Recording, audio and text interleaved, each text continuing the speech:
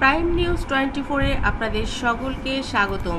এই মুহূর্তে বাংলাদেশে জাতীয় সংসদ নির্বাচন অনুষ্ঠিত হলে বিএনপি সর্বোচ্চ 41.7% ভোট পেতে পারে। বেসরকারি উন্নয়ন গবেষণা ও প্রকল্প ব্যবস্থাপনা সংস্থা ইনোভেশন কনসাল্টিং বাংলাদেশের জরিপে এই তথ্য জানানো হয়েছে। শনিবার 8 মার্চ দুপুরে রাজধানীর দ্য ডেইলি স্টার সেন্টারে এক সংবাদ সম্মেলনে জরিপের ফলাফল উপস্থাপন করা হয়। এতে জানানো হয়, জরিপ কাজে সহযোগিতা করেছে ব্রেইন এবং মুক্ত চিন্তার প্ল্যাটফর্ম ভয়েস ফর রিফর্ম। চলতি বছরে সারা দেশের 8টি বিভাগের 64টি জেলায় 19 ফেব্রুয়ারি থেকে 3 মার্চ পর্যন্ত 10,696 জন এই জরিপ পরিচালনা করা হয়। জরিপের ফলাফলে দেখা গেছে, এখনই ভোট হলে দ্বিতীয় অবস্থানে থাকা জামায়াতে ইসলামী পাবে 31.6% ভোট। তৃতীয় স্থানে আওয়ামী লীগ 13.9% আর ছাত্রদের নতুন রাজনৈতিক দল জাতীয় নাগরিক পার্টি এনসিপি পাবে 5.1% ভোট।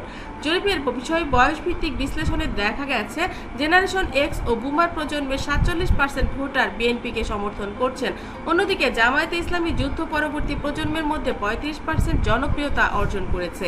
দলটি জেনারেশন জি এর 34% ভোটারের সমর্থন পেয়েছে। ঐতিহ্যগতভাবে রক্ষণশীল দল হিসেবে পরিচিত হলেও জামায়াত তরুণদের মধ্যে প্রভাব বিস্তার করতে সক্ষম হয়েছে বলে জরিপ থেকে ধারণা পাওয়া যাচ্ছে।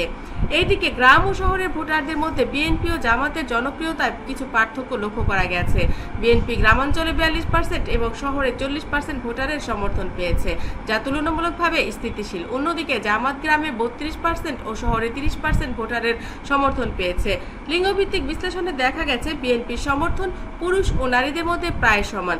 দলটি পুরুষ ভোটারদের মধ্যে 42% এবং নারী ভোটারদের মধ্যে 41% সমর্থন পেয়েছে। তবে জামায়াত ইসলামী পুরুষদের মধ্যে তুলনামূলকভাবে বেশি জনপ্রিয়, যেখানে দলটি 33% পুরুষ এবং 30% নারী ভোটারের সমর্থন পেয়েছে।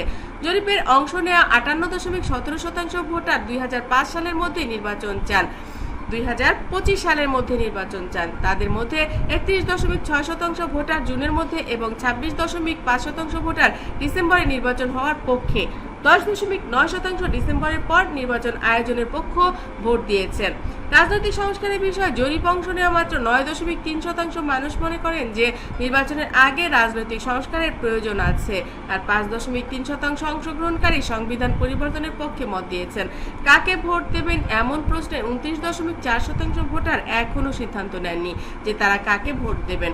তাদের মধ্যে 49.3% বলছেন যে তারা প্রার্থী সম্পর্কে জানার পর সিদ্ধান্ত নেবেন, আর 33.9% ভোটার রাজনৈতিক পরিস্থিতি দেখে সিদ্ধান্ত নিতে চান। এক্ষেত্রে নারী ভোটারদের মধ্যে অনিশ্চয়তা বেশি, 33.77%। পুরুষদের ক্ষেত্রে এই হার 25.81%।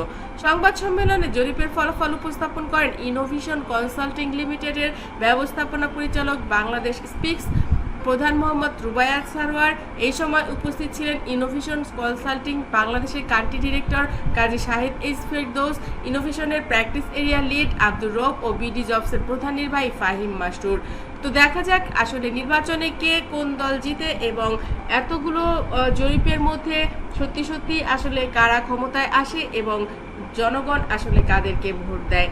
বন্ধুরা, এই আমাদের সঙ্গেই থাকুন এবং সব খবর সবার আগে পেতে এই চ্যানেলটি অবশ্যই সাবস্ক্রাইব করে রাখতে একদমই ভুলবেন না। ধন্যবাদ আবারও সবাই।